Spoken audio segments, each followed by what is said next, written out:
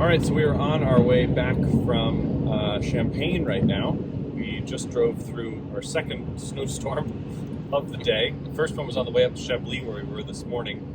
We tasted with two producers in Chablis this morning, one of whom was quite worried about the frost. In fact, he wasn't even there. His partner was there instead. And then because he was out in the fields setting up the candles for the frost. And then another one who wasn't worried at all because he had pruned a little later.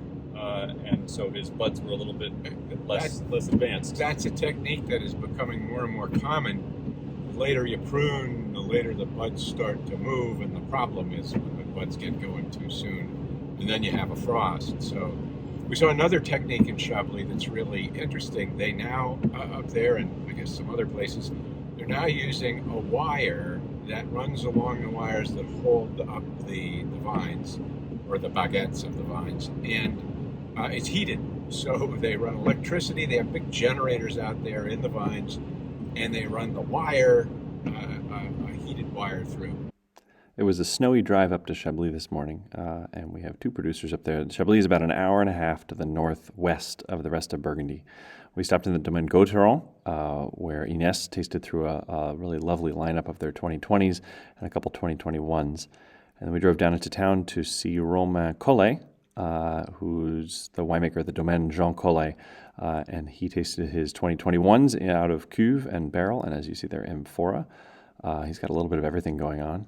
And then we tasted his 2020s from bottle, which are truly excellent, two really exciting vintages. We had lunch in the car and then drove over to the Côte des Bars, the southern sub-region of Champagne, to taste with Jacques Robin. We've bought their wine for several years now, but we had never gotten to meet them.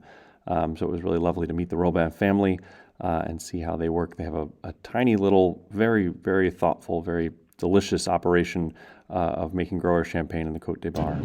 It was nice to finally find our way today to the door of our producer in the Côte des Bars. It's a part of Champagne that is on exactly the same kind of Kimmeridgian marl, the underlayment of the soils that they have in Burgundy. So it's a very Burgundian piece of Champagne.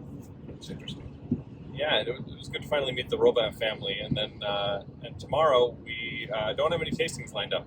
We have a bunch of samples that have piled up on our kitchen table that we're gonna have to make our way through. And then we have a lunch with some old friends we haven't seen in a couple of years. 3 years. Really nice to see them again. But then we're back at it Monday morning, and most of next week in the Côte d'Or. We'll keep you posted. But that's it for tasting update number 6. And if we don't have anything to report tomorrow, we'll see you back here on Monday.